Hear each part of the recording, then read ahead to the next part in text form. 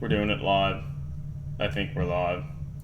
Oh, hell yeah. It seems like it's been a while since I've Um, been doing this. yeah, I mean we streamed. I guess you weren't here last week. Um, I wasn't we I streamed wasn't with able to. Eli, and kind of just talked about random stuff. I think we talked about some of the new or the Sister of Battle releases, or not releases rather, but the Sister of Battle or Pentium models and how overall they were good. Hmm. Um, yeah, so it was a good conversation. And I think Greg joined eventually as well. But today, I guess I thought maybe we talk a little bit about Warcry because I think that's actually being released this Saturday. Is that right? Yeah, no, it is this Saturday. Like I feel like with a lot of their larger box games, um it they for I guess more of their smaller releases, they will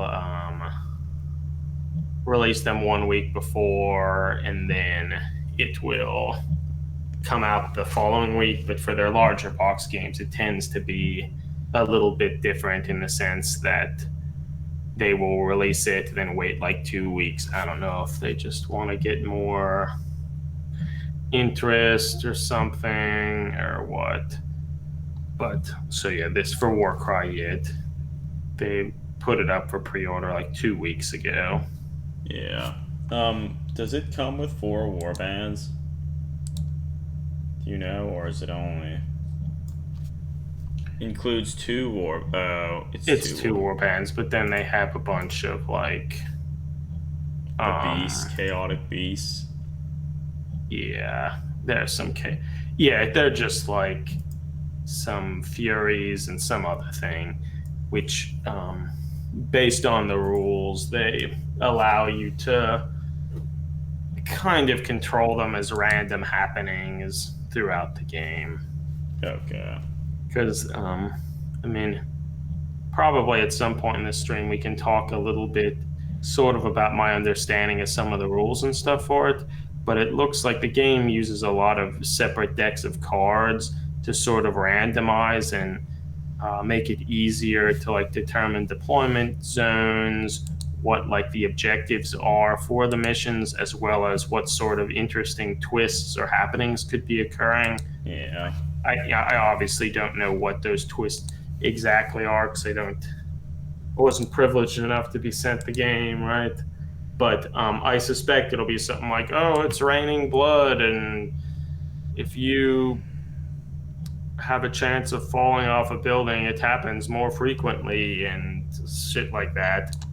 Yeah. But additionally, I think one of some of the cards like will have it such that like furies are swarming the area type thing, and then they may act as sort of NPCs, but I think the warbands can try to sort of control them towards their own end, but there's a So chance. wait. Dare I say those cards are trying to add more of a narrative element to the games? Oh yeah, they're trying to forge in that narrative. Yeah. Okay, that's what But I thought.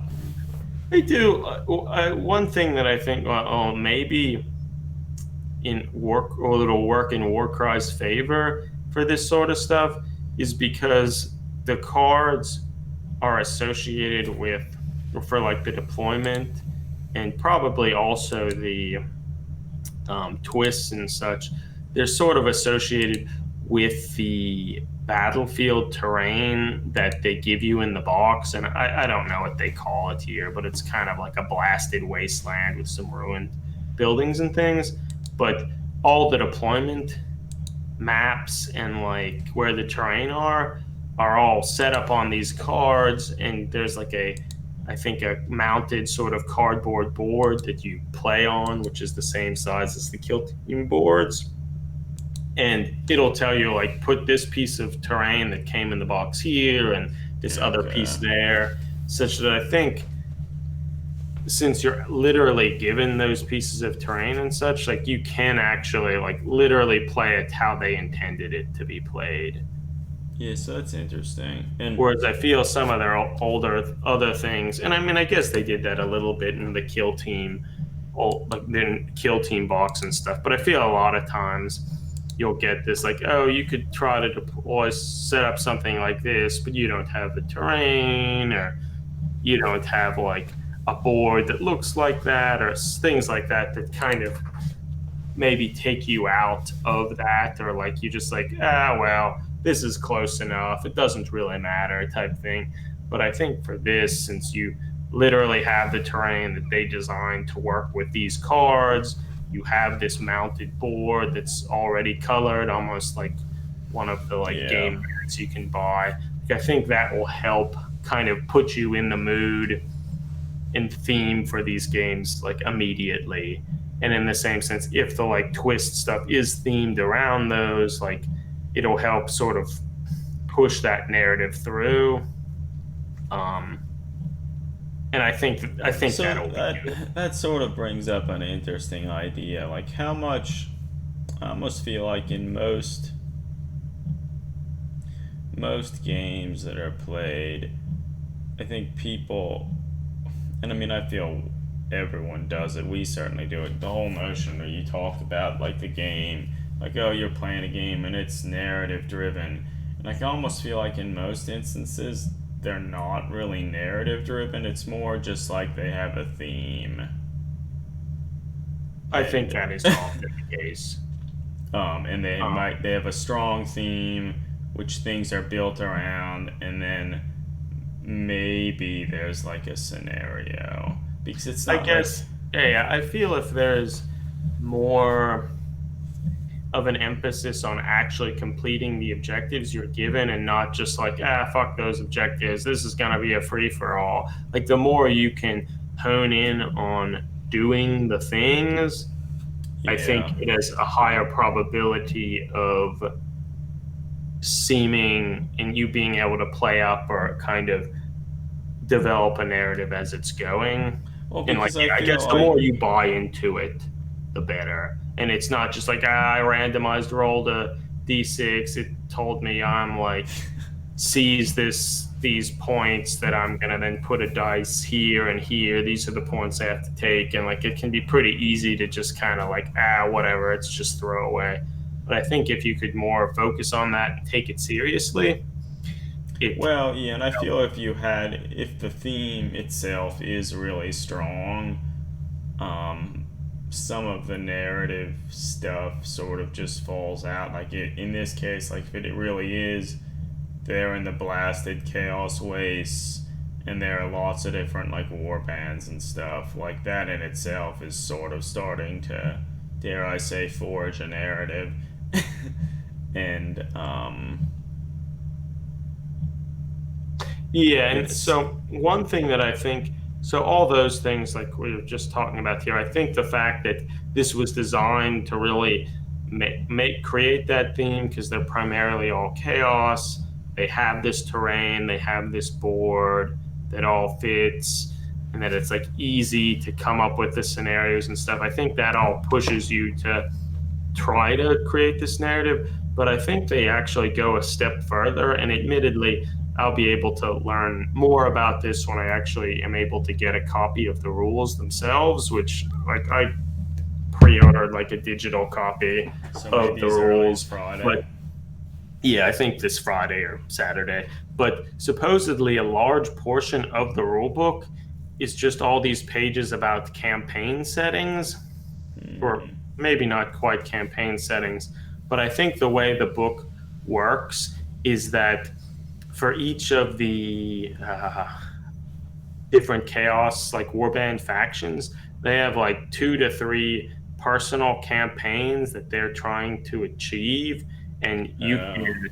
So the way games work, if you want to play a campaign in Warcry, each player kind of selects one of those main campaigns and plays that campaign personally, such that like okay. maybe the Iron Golems, their this campaign is that they're trying to um, go to a particular place and build a mighty forge to like forge the best weapons to get the attention of Archeon. Like, I don't know if that's one of them, but it's something like that.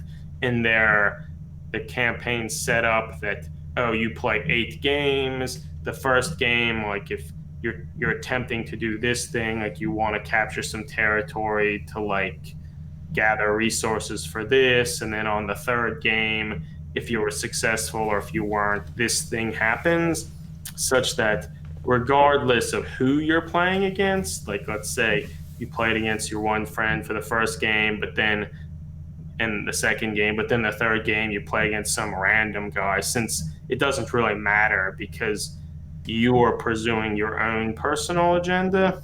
Okay. And then So the other yeah, person, they will have chosen one of the campaigns for their particular warband and will be trying to achieve this as well. So yeah. I think that's interesting. And I mean, I obviously, having not seen it, I don't know how in depth these are, but I think having that, like, it'll make it easier for you to like sort of invest in it. It's like, oh yeah, like these people, like if I win this game, maybe I can Yeah. gain more slaves for the forges or something of that nature. So And I think it probably will be easier for you to kind of invest in this and try you because you actually literally do have something you're trying to achieve. and with that in mind, I almost feel like that notion and that idea I feel might be kind of something that would be good to like take along in other like game systems and stuff. Like if say you want to try and plan like an 828 event or something, kind of just making it such that every warband it has like some it has they have their own objectives, and then just based on the different games played, even if they weren't like directly related to that, they would still somehow be connected to that, such that their story arc would advance in some Yeah, no, I fashion. think that is good. And I mean, admittedly, a bunch of them, like in the Pilgrim thing we did, we kind of had sort of Yeah. goals and things that the church was trying to achieve, and like same with the Curse of the Yes. Alabaster Yeah. thing, and also Mordheim and such, Mordheim 2019. But I think yeah, I think it's a sort of a cogent point. The more you focus on that and like realize that it will strengthen things if you do, even if it's not a lot of effort, but if you come up with motivations and try to like push that a little bit, it helps. And I think Warcry seem, and it's easier because it's a more restricted and focused setting, but Mm-hmm. putting these in the book, I think this is like their strongest effort to actually making it more of a narrative thing. Like Kill Team tried it a little bit, but I feel most of their effort towards pushing the narrative, which was still good, but it was kind of limited to like, hey, we're going to have some random name generators for each of your factions such that you can roll up the names of your warriors and maybe roll up like what's what's the background for this warband? Like, are these space marines like really zealous or are they like honorable? Like, so they would do a little of that, some random tables just to make it kind of easy for you to quickly roll up something and maybe have some small thing to build upon. But I think this is Yeah. a more, sounds like it's a more substantial thing to like actually put a framework that you can build Well, so upon and actually have games you are playing to yeah. emphasize Well, that. so I mean, to me, Kill Team just seemed like what it always had been, and I think feel sort of it still is now. It's like, oh, you have a bunch of 40k stuff. Like, well, let's play some smaller games and just like fight one another. And there'll be some weak, kind of cursory like rules for like objectives and shit, and like that's it. Yeah, I And think so like that's then it. if you look at it like Warhammer 40,000, most games were never have been and never will be narrative driven. Like I feel it's very rare that anything like any Warhammer 40,000 stuff is narrative driven. I Like mean, I think Kill Team really, made at least some efforts to facilitate it a little bit, but if you still really want to do that, you need to put in a lot of effort and you need to yeah, really make it work because the moment, and this is sort of a, I don't know if it's a problem, but a difficult thing for Warhammer 40,000 in general about the setting. It's just so broad and like that's a cool thing in the sense that you can just kind of make up anything and it could fit somewhere in there. But yeah, like it also is difficult to actually like make a compelling storyline or something that you can relate to when like they're like human Imperial Guard fighting this, but then there's random Tyranids coming about and like the space Egyptian Necrons are here too. And yeah. like Like you can't. then come in the Dark Eldar to get some slaves. Like there's just too many Yeah. divergent, and then like the warmongering orcs come in and they just want to paint everything red and go real fast. Like it's too